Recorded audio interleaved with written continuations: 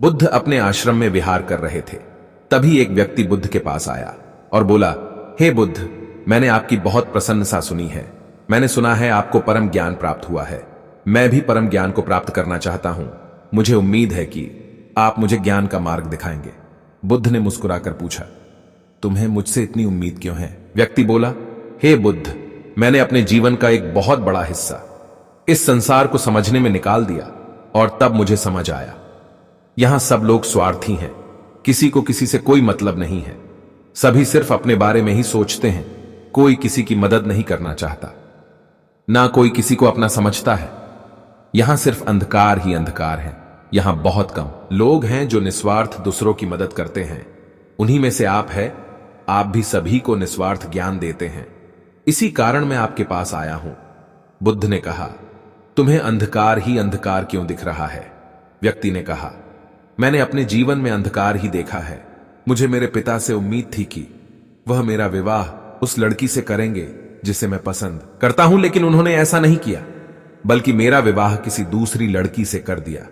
वह लड़की जो मेरी पत्नी बनकर आई, मुझे उससे उम्मीद थी कि वह मेरे जीवन में खुशियां लेकर आएगी, मेरा ख्याल रखेगी तथा मेरे सभी कार्यों में मेरा साथ देगी। लेकिन ऐसा नहीं हुआ। मैं एक कवि था, लेकिन मेरी पत्नी को यह पसंद नहीं था। वह चाहती थी मैं कुछ और काम करूं और ज्यादा पैसा कमाऊं। वह इसके लिए मुझसे रोज झगड़ा करती थी। उसने मेरा जीना दुश्वार कर दिया था। तब मैंने तय किया कि मैं घर छोड़ हमेशा के लिए चला जाऊंगा, सब कुछ त्याग करके। और मैंने ऐसा ही किया। मैंने घर त्याग दिया। उसके बाद मैं अपने मित्र के पास गया। मुझे उम्मीद थी वह मेरी मदद जरूर करेगा, लेकिन उसने ऐसा नहीं किया। तब मैं समझ गया कि इस दुनिया में कोई किसी का नहीं है, सब अपने मतलब के लिए है। तब मैं साधुओं, महात्माओं के पास चला गया।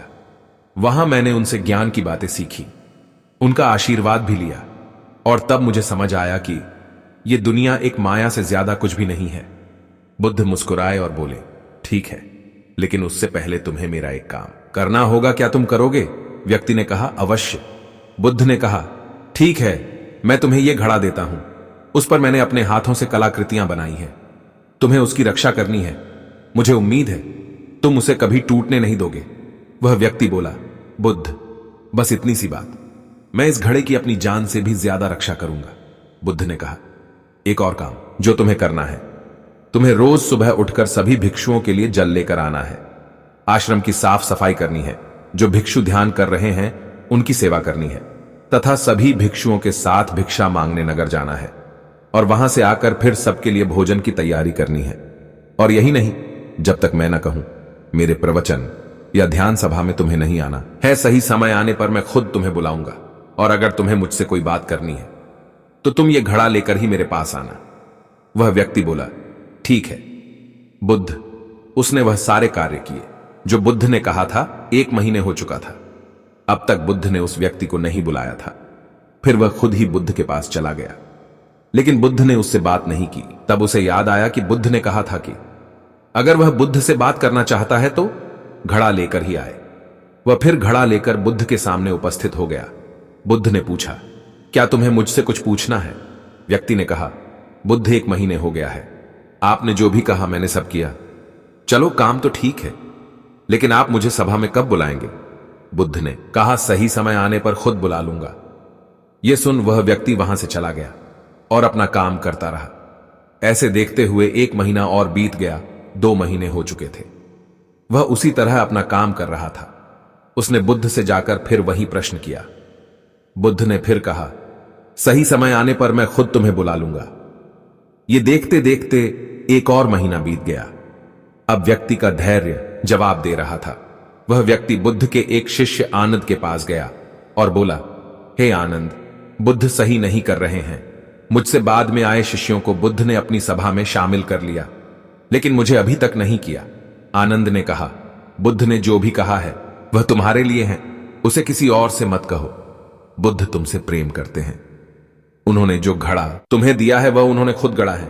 उन्होंने आज तक यह घड़ा किसी को नहीं दिया था, लेकिन तुम्हें दिया है। वह व्यक्ति यह सुनकर चुपचाप चला गया। उसे लगने लगा था कि यह घड़ा देकर बुद्ध ने उसे अपना गुलाम बना लिया है।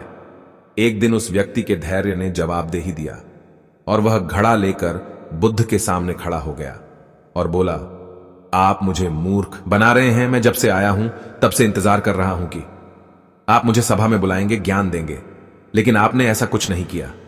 जब भी मुझे आपसे बात करनी होती है, मुझे यह घड़ा लेकर आपके पास आना होता है। मुझे लगा था आप मुझे कुछ सिखाएंगे, लेकिन ऐसा नहीं हुआ। आप मेरी उम्मीदों पर खड़ा नहीं उतरे। यह सुन बुद्ध मुस्कुराए और बोले कि जल्द ही मैं तुम्हें ध्यान सभा में बुलाऊंगा। वह व्यक्ति भड़क गया और बोला, मुझे आपके किसी भी ज्ञान की जरूरत नहीं है। मुझे नहीं लगता आपको कोई ज्ञान प्राप्त है। आप झूठा ही अपने ज्ञान का प्रदर्शन करते हैं और मुझे आपके इस घड़े की भी कोई जरूरत नहीं है। और वह घड़ा उस व्यक्ति ने जमीन पर दे मारा। घड़ा टूट गया। बुद्ध एक कपड़े में उस घड़े के टुकड़े को समेटने लगे। ये देख वह व्यक्ति लज्जित हो गया और बुद्ध से माफी मांगने लगा और बोला, बुद्ध मुझे क्षमा करें, मुझे क्रोध आ गया था। बुद्ध ने मुस्कुराते हुए कहा, अब समय आ गया है, तुम सभा में उपस्थित हो सकते हो। बुद्ध उस व्यक्ति को सभा में ले गए और प्रवचन शुरू किया। बुद्ध ने कहा, इस दुनिया में व्यक्ति का सबसे बड़े दुख का के टुकड़े को समेटने लगे।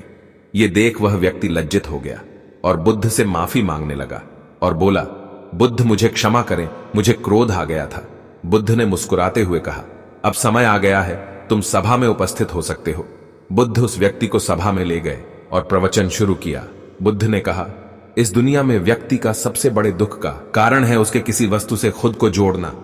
जब हम किसी से कोई उम्मीद लगा लेते हैं और वह पूरी ना होने से हमें दुख देने लगती है। एक पिता की उसके पुत्र से उम्मीद होती है कि वह उसके बताएं रास्ते पर चलें, और पुत्र की पिता से कि वह उसके बताएं रास्ते में साथ जाने का सहयोग दे। ऐसे ही कुछ उम्मीदें पति पत्नी को एक दूसरे से होती है। इसी तरह दुनिया में ज्यादातर लोग एक दूसरे से कुछ न कुछ उम्मीद करते ही हैं, और जब यह उम्मीद पूरी नहीं होती तो यह क्रोध का रूप ले लेती है, जो हमारी बुद्धि का नाश कर देती है, जिसमें व्यक्ति का खुद का नुकसान है। क्रोध गर्म कोयले को अपनी हथेली पर रखने के समान होता है, जिससे हम दूसरों को जलाना चाहते तो है, लेकिन उसमें पहले खुद का हाथ जल जाता है। बुद्ध अपने कपड़े से उस घड़े के टुकड़ों को निकालकर उस व्यक्ति के आगे रख दिया और पूछते हैं, क्या तुम इसे वापस जोड़ सकते हो? वह व्यक्ति लज्जित होकर हाथ जोड़कर बुद्ध से बोला, मुझे माफ करें, मेरी बुद्धि नष्ट हो गई थी जो मैंने ऐसा काम किया। मैं इसे वापस नहीं जोड़ सकता। बुद्ध ने कहा, मैं यही आपको समझाना चाहता हूं।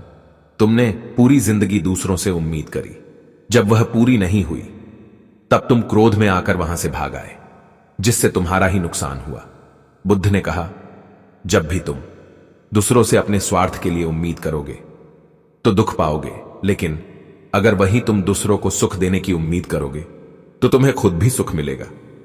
वह व्यक्ति बोला, हे बुद्ध, आप मुझे क्षमा करें और अपने चरणों में जगह दे। मैं भी परम ज्ञान की तरफ आगे बढ़ना चाहता हूं। बुद्ध ने कहा, अभी तुम अपने घर जाकर अपने पिता और पत्नी के साथ रहो। तुम्हें अभी गृहस्थ जीवन जीने की आवश्यकता है। व्यक्ति ने बुद्ध से कहा, हे बुद्ध, क्या मुझे ज्ञान प्राप्त करने का अधिकार नहीं है?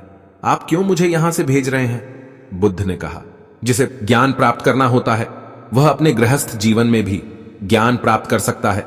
तब परिवार के लोग रास्ते के रोड़ा नहीं बल्कि सहयोगी नजर आते हैं। अभी तुम्हें इस दुनिया में अंधकार ही अंधकार नजर आता है। पहले तुम अपने जीवन में प्रकाश को देखो, उसे ढूंढो कि प्रकाश कहां है। घर जाओ, ध्यान करो। ध्यान करने के लिए भिक्षुओं से संपर्क करो। धीरे धीरे तुम परम सत्य की खोज पर जाने लगोगे और तुम्हें रास्ता मिल जाएगा जिससे तुम परम शक्ति को प्राप्त कर लोगे। यह सुन वह व्यक्ति बुद्ध के चरणों में गिर गया और बाद अपने घर को निकल गया। यह देख बुद्ध के शिष्य आनंद ने पूछा, हे बुद्ध, आप सभी को अपने संघ में जोड़ लेते हैं तो उसे क्यों भेज दिया? बुद्ध ने कहा, सुनो आनंद, इस दुनिया में बुद्धि के विकास और प्राथमिक चरण को पार करने के लिए दुनिया से होकर गुजरना पड़ता है। कोई भी व्यक्ति सन्यासी होकर या संसार को छोड़कर ज्ञान के मार्ग पर आगे नहीं बढ़ सकता। ज्ञान को प्राप्त करने के लिए आपको इन दुनिया में रहकर यहां की चीजों को, लोगों को करीब से जानना होगा, तभी वह आगे की यात्रा को शुरू कर सकता है। उसने अभी सांसारिक जीवन को जाना ही नहीं था, वह उससे भाग रहा था। जैसे ही वह सांसारिक मार्ग को जान लेगा, खुद ही ज्ञान को प्राप्त कर लेगा।